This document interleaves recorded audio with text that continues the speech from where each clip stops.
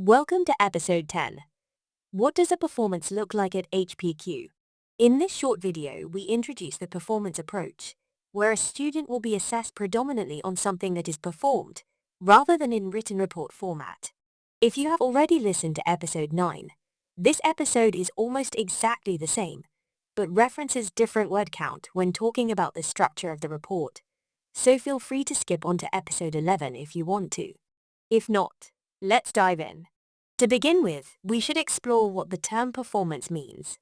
Performance is quite broad and offers endless ways in which you could approach your project qualification.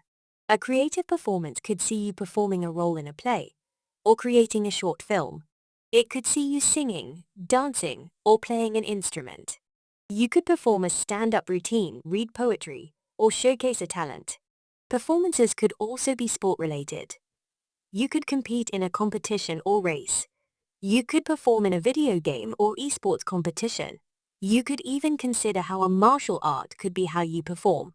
Professional performances are equally broad. You could deliver a powerful speech or lead a team to achieve something. One of the most exciting areas to explore is using digital tools and software to create a performance. You could create an animation or short film, stream content, or compose a song on your computer. The choice is limitless. Unlike a report, a performance needs to capture the evidence of this performance for assessment. You therefore need a recording or digital file of your work to support the marking. This evidence will be complemented by a short report between 400 and 1,250 words, though you can write less or more depending on your project. The report is much shorter than if you were only producing a report as your project evidence, but it needs to outline the key stages of your project, so that the reader can understand the journey you took to producing your performance. Performance projects require a different type of assessment, known as an observation.